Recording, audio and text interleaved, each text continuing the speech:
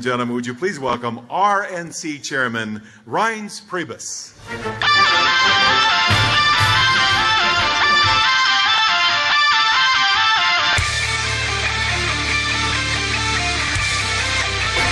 hello, and thank you, everybody. It's an honor to be here. It's inspiring to be with all of you today. So many patriots this afternoon that want to change the course that we're on in this country, on a failed presidency, take back our country for freedom and American values. I want to thank like so many people up here, not just all of the sponsors up here, but one person in particular who's been very good to me, and that's Tony Perkins. He's been a good friend. So many folks that you hear from. You'd love to know that we get together often, share stories. Ken Blackwell, Tony Perkins, so many of folks that you're going to hear from. But we hold each other accountable. I'm also here as a teammate. I'm here to honor God every day that I can, every ounce of energy that I have. Ultimately, I want to make you proud of our party too, but it really starts with God and being the salt and light in the things that we say and the actions that we take. You're all on that front line to fight for the soul of our nation. And it's my privilege to be with you all today. So many people have said it already. We're here right now, 60 days out from Election Day. We're actually poised, in spite of what the media wants to tell you, we are poised to win back the White House, preserve our majorities in the House and the Senate, and ensure that we protect the Supreme Court from liberal activist judges. Just a few weeks ago, the media was writing off Donald Trump. But now he's closed the gap with Hillary Clinton. It's a neck-and-neck race. And make no mistake, Donald Trump is ready to win. And momentum's on his side, and the electorate's on its side. It's a change electorate. You actually saw it on both sides of the aisle. No one here thinks that Hillary Clinton is the change candidate. It's Donald Trump and the Republican Party and all of you that are listening to the grassroots voices from across this country. He's brought millions of new voters into the GOP who are concerned about their country. 14.5 million votes, the most any Republican has ever won in the history of Republican primaries. He knows that Americans have had enough. Enough of a government which plays by its own rules. Enough of a president who talks down to the American people about their guns and their religion. Enough of a Democrat nominee who lives above the law and thinks holding public office is a get-rich-quick strategy. The Democratic Party running Hillary Clinton, you know, even though it wasn't that long ago, it's not even the Democrat Party of 1992, 96, or even 2000. This is a party racing to adopt Bernie Sanders' wish list of socialist policies. Donald Trump is standing in the breach to make sure that that doesn't happen. He's fighting for middle-class families who love America and want to see prosperity come back to our country. He's calling radical Islamic terror for what it is, and he's committed to uprooting and punishing terrorists wherever they may be found. Christians, Jews, and other religious minorities are getting slaughtered across the Middle East. And Donald Trump is going to stand up for them and other persecuted people suffering under ISIS's reign of terror. He's going to restore the special relationship and friendship between the United States and Israel, which President Obama has damaged. He understands that a strong American-Israeli relationship is an asset to our national security, not a liability. And make no mistake, Donald Trump and Mike Pence understand that religious liberty is a cornerstone of freedom that our nation has held dear for as long as we've been around. And he, Donald Trump, and Mike Pence will defend that principle at all levels. People of faith don't leave their religion in the church pews. We live it out wherever we are. The left is launching an assault on our culture and wants to strip God out of the public square. Our nation's religious heritage has helped make us what we are today. No American with religious convictions will have to bow at the altar of secularism if Donald Trump is president.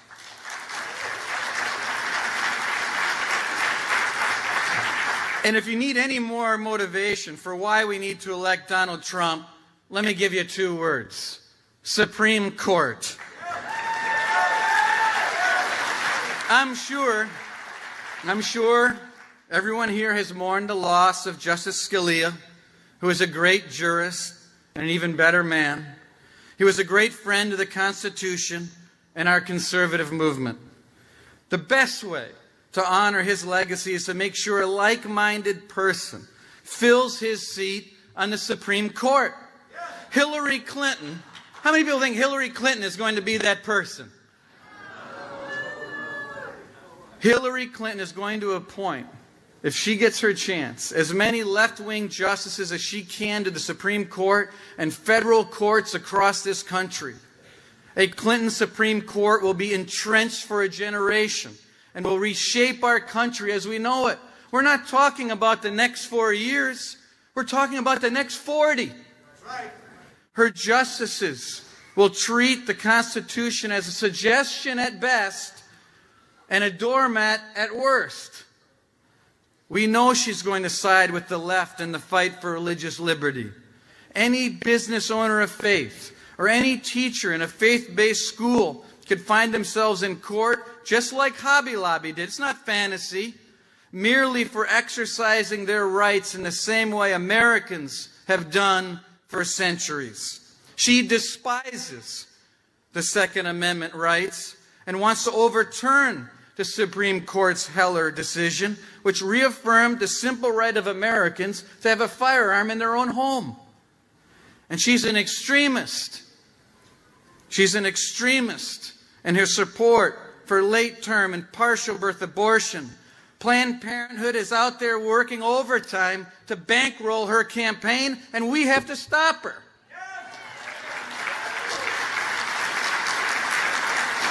Now, we know that during her tenure, the State Department became a revolving door for Democrat lobbyists and insiders. She lied to the victims of the Benghazi attacks that an internet video was behind their deaths. And she's been lying to the American people for 18 months about how she recklessly mishandled our nation's most precious secrets and endangered our national security. I've got 2 young kids. I'm sure a lot of you have kids too. It worries me to think about the kind of country that my kids and all of your kids could be growing up in if President Hillary Clinton remakes the Supreme Court in her left-wing image. Donald Trump has promised to appoint conservative justices whose judicial compass is the Constitution. He's going to protect our rights that are at the crosshairs. They're at the crosshairs of these liberal secularists. And he's taking a conservative position on more than just the Supreme Court. He's going to work with our Republican Congress to restore accountable government and be a champion for traditional values. The Republican Party is standing up for your church and your children. Over the summer, the Platform Committee once again clearly reaffirmed what we believe in. We had 112 delegates drafting a document that takes into account Republican voices from every state and every territory. Compare that to the Democrats, who have handpicked 15 people, huddling behind closed doors, not on television for you to watch, writing their platform, because they know their agenda is far too extreme if the American people actually read it. And if you liked the 2012 platform, which people thought was one of the most conservative platforms we've ever had, well, you're really going to like the 2016 platform. Thanks to delegates like Tony Perkins, we've been able to uphold conservative principles which our country needs, protecting the life of the unborn, standing up for traditional marriage, declaring the importance of the two-parent family for the health and happiness of our children, defending our citizens' constitutionally protected right to worship according to their conscience, whether that's in their churches, their homes, and yes, even their businesses, making sure chaplains can do their jobs on military bases. I want you to know that our party is standing up for these freedoms, which the Obama administration now has spent years trampling. If Hillary Clinton is president, you know she's going to do the same thing. There's no way an individual who has this little regard for protecting our rights should get near the White House. The book of Romans urges us to abhor what is evil and hold fast to what is good. And I want you to know I take that call seriously. We want to rebuild our inner cities which have languished under decades of Democrat rule. We want to make sure every child has a good education. The Democrats want schools controlled by teachers' unions and want to fill our kids' heads with left-wing propaganda. Republicans believe in the right of every child to get a good education, regardless of what zip code they live in. We want school choice. We know that the classroom is not an assembly line, and kids shouldn't be brainwashed by liberals when they go to school. We want to honor the fact that all men and women are made in the image of God and stop the global trade in human trafficking. Our party wants to do good and seek justice for all Americans because we believe in life, liberty, and the pursuit of happiness.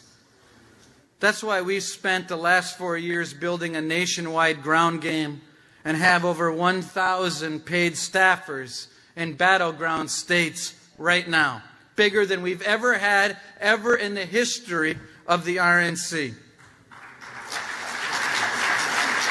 That's why we started our Republican Leadership Initiative to train the next generation of Republican leaders who want to make a difference in their communities, no matter where they call home.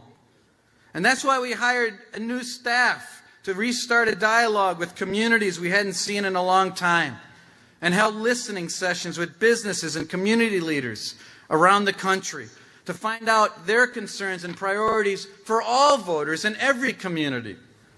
We have recommitted our party to being the party of the open door because we want everyone to experience the blessings of liberty.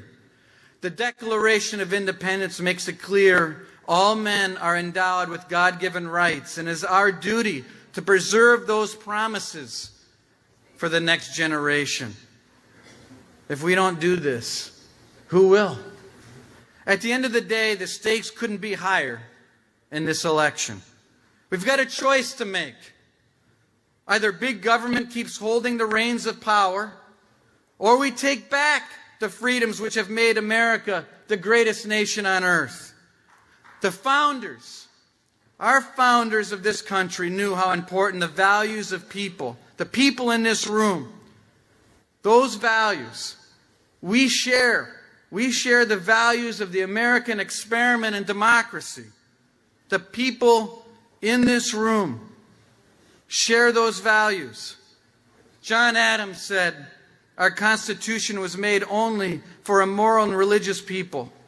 It is wholly inadequate to the government of any other. George Washington said it is substantially true that virtue or morality is a necessary spring of popular government. We don't believe what we believe just for the heck of it. We believe in the laws of God because they are true and they are necessary for a free and thriving American republic. A moral people is one of the well springs of liberty. One of my favorite passages, and I may have shared this with you all in years past, one of my favorite chapters in the Bible is Isaiah chapter 6. And I'm sort of fascinated with this chapter. And I'm going to paraphrase a little bit, but I think you understand where I'm going. It's the year King Uzziah died. And it was when Isaiah looked up into heaven and he saw God on the throne. And you remember that passage. It was so powerful and so amazing that he fell to the ground just by the sight of it. And he heard out a voice, and the voice from God said, "Whom shall I send?" And without knowing the mission, out of obedience, Isaiah said, "Here am I, send me."